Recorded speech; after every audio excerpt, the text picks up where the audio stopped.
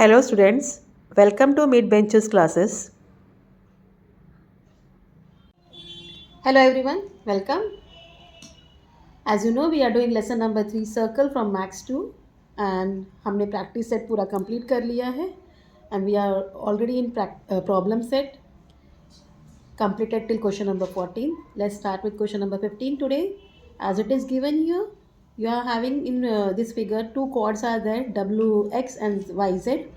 So in this arc WY is 44 degree and ZX is 68 degree. According to given information, we have to find the solution of this three question. तो first question क्या है, आपको क्या ढूंढना है, angle ZTX. So let's start. So क्या दिया है आपको, हम फर्स्ट क्वेश्चन सॉल्व कर रहे हैं, क्या ढूंढ रहे हैं, मेजर एंगल ZTX. ठीक है, ये ढूंढने के लिए हम सोल्यूशन कर रहे हैं, इसका सोल्यूशन है. So what is given here, measure arc WY is 44 degree and measure arc ZX is 68 degree. This both is given. So angle ZTX जो है उसका vertex क्या है, अंदर है, has its vertex inside the circle and what it intercepts arc ZX and its vertically opposite angle कौन है, vertically opposite angle WTY वो इंटरसेप्ट कर रहा है आर्क WY को. ठीक है, तो हमारा जो फॉर्मूला है वो क्या है, therefore inter division of chords का, therefore angle ZTX is equal to half into major arc WY plus major arc ZX. ठीक है, it's equal to half into 44 degree plus 68 degree, that is equal to half into 112. ठीक है, therefore angle ZTY equal to 112, 2 5s are 10, 2 6s are 12. So therefore angle ZTY is equal to 56 degree. तो ये आपका first question solve हो गया. ठीक है, अब उसके बाद आपको सेकेंड क्वेश्चन में क्या बोला है, अगर WT 4.8 है, TX 8.0 है, YT 6.4 है, you have to find TZ. Fine.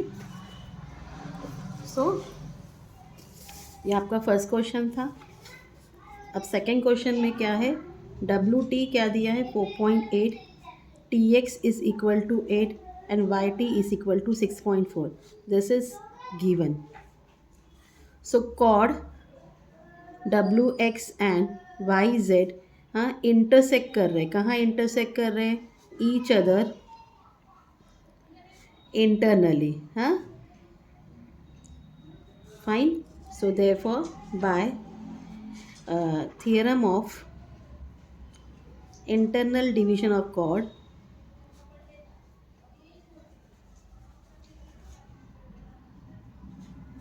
WT into TX is equal to YT into TZ. Substitute the value, therefore 4.8 into 8 is equal to 6.4 into TZ. Therefore TZ is equal to 4.8 into 8 upon 6.4. Fine.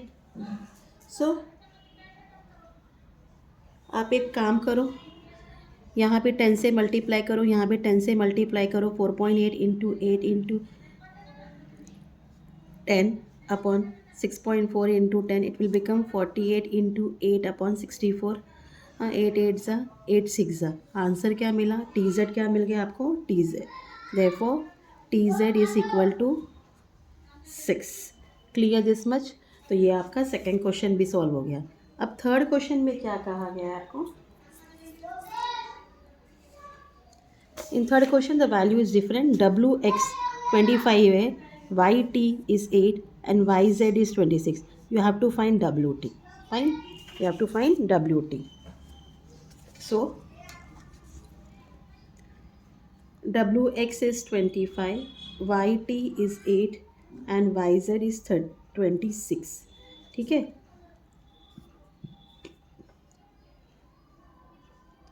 So Y T plus T Z is equal to Y Z, हाँ, why they are in collinear, fine. Therefore 8 plus tz is equal to 26. Therefore tz is equal to 26 minus 8. Therefore tz is equal to 18. इतना part clear. tz क्या मिल गया हमें? 18 मिल गया, but tz थोड़ी ढूंढना है हमें, wt ढूंढना है, fine. So now will assume कि let wt is equal to x. So wt plus tx is equal to wx, find wtx. So therefore x plus tx is equal to 25. Therefore tx equal 25 minus x. इतना part clear. अब हम लिखेंगे वापस वही चीज़, कॉड wx and कॉड yz intersect each other inside the circle. So therefore by theorem of internal division of chord,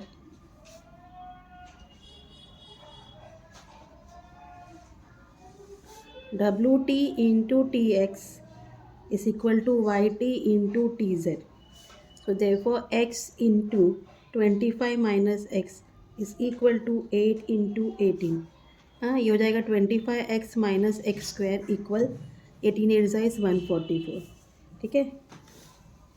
इनको शिफ्ट कर दीजिए इसके पास। देयरफॉर ये हो जाएगा x square minus 25x plus 144 equal to 0. Now 16 plus 9 is 25 and 16 9 is 24. Therefore x square minus 16x minus 9x plus 144 equal 0. दोनों में common x है, x minus 16 माइनस ने common x minus 16 equal 0. Therefore x minus 16 and x minus 9 is equal to 0. So therefore x minus 16 equal 0 और x minus 9 equal 0. Therefore x equal 16 और x equal 9. तो मतलब क्या है, wt या तो 16 है और wt is equal to 9. Answer में सब मेंशन कर दो। एंगल ZTX आपको 56 डिग्री मिला था फर्स्ट क्वेश्चन का, सेकंड में TZ आपको 6 मिला है, थर्ड में WT या तो 16 मिला है या WT आपको क्या मिला है, 9.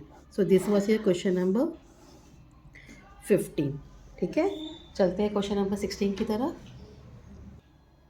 Now in this figure if you see here, major arc CE जो है 54 डिग्री है। यहाँ बाहर से ये सेकेंड ड्रॉ हुआ है ए पॉइंट से।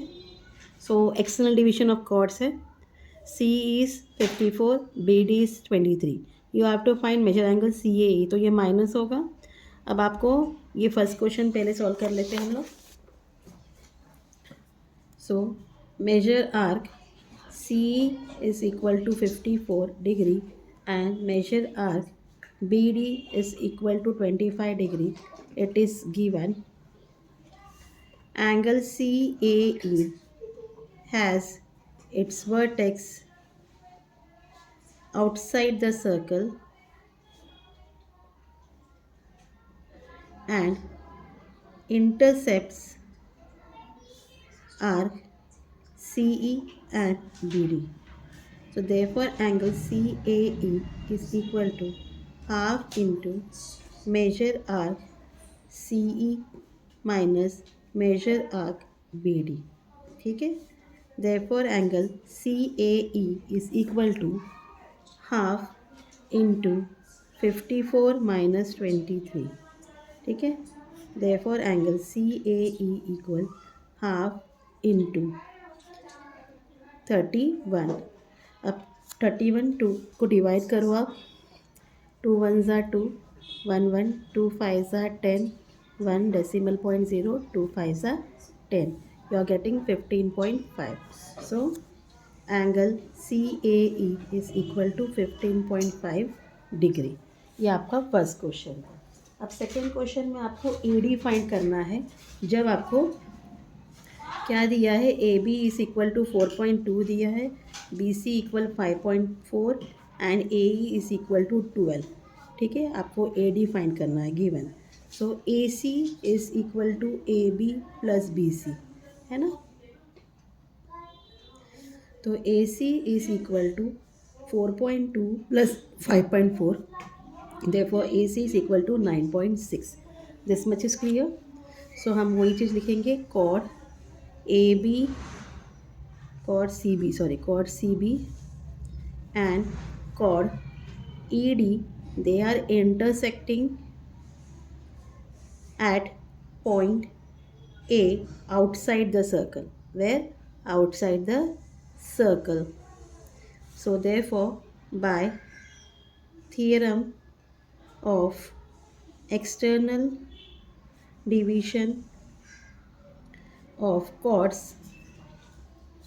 क्या आएगा, A B into A C is equal to A D into A E. ठीक है,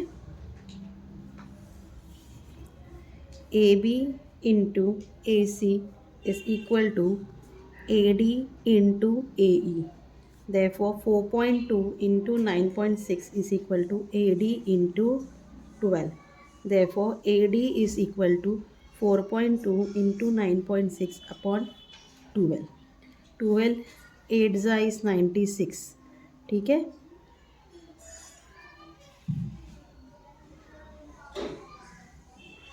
अब मल्टीप्लाई करो. 8 2 16, 8 4 32, 33. तो यहाँ 0.8 आ जाएगा. तो therefore A D is equal to 3.36. ठीक है, तो आपको ए डी क्या मिल गया, 3.36. अब नेक्स्ट क्वेश्चन में आपको फाइंड करने बोला है ए ई, और जब वैल्यू क्या क्या है वो देखेंगे. A B is equal to 3.6, A C is equal to 9 and A D is equal to 5.4. We have to find A E. हाँ, अगेन सेम चीज़ लिखेंगे हम लोग. क्या लिखेंगे, chord CB and chord ED intersect at point A outside the circle. So therefore by theorem of external division of chords, 3.6 into 9, पहले से formula. therefore AB into AC is equal to AD into AE. therefore 3.6 into 9 is equal to 5.4 into AE. therefore AE equal 3.6 into 9 upon 5.4. ठीक है, 9 1 ज़ा 9, 9 6 ज़ा is 54. तो 0.6 आया, ये हो जाएगा 6. ए ई क्या मिल गया हमें, 6 मिल गया. Therefore A E is equal to 6. Last में आंसर मेंशन कर दो. फर्स्ट आंसर क्या है, angle C A E is equal to 15.5 degree. A D is equal to, second question, A D equal to 3.36 and third में A E क्या है, 6. So this was your question number 16.